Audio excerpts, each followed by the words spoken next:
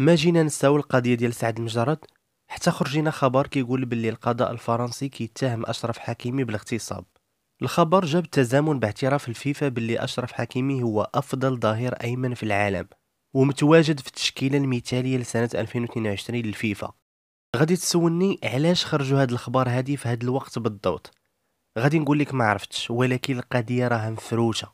المهم نرجعوا نشوفوا التفاصيل ديال هاد الخبر اللي نشرته جريده ديال الباريزيان.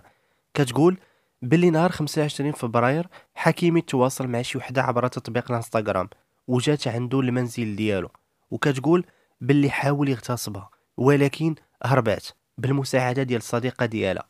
هاد الشابه هادي اللي دارت هاد الفيلم غير شكات على الشرطه، ماشي رفعت شكايه ضد حكيمي، ولكن النيابه العامه قررت انها تكلف وفتحت تحقيق في الموضوع. الميساج واضح، فرنسا كترد الصرف للمغرب عن طريق ضرب صورة المشاهير وتشويه السمعة ديالهم، يعني ولات ساهلة هضرة جوج تهمة الاغتصاب.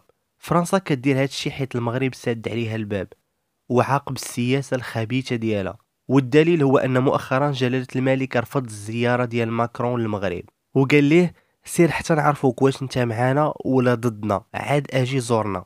المهم هذا فيلم جديد من فرنسا وما يجيكش عجب الا سمعتو غداء وناحي ولا امين حارث ولا شي شخصيه مغربيه مشهوره حتى هما متهمين بالاغتصاب. القضيه وما فيها فرنسا ضرها خاطرها علاش يكون احسن ظهير ايمن في العالم مغربي، وعلاش تحطوا الفيفا في التشكيله المثاليه العالميه. فرنسا ولات مقروصه من كل ما هو مغربي.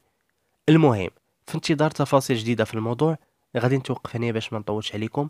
شكرا بزاف على المتابعه ونتلاقاو ان شاء الله فيديو جديد وموضوع جديد على قناه كلاش ماسك. في امان الله والسلام عليكم.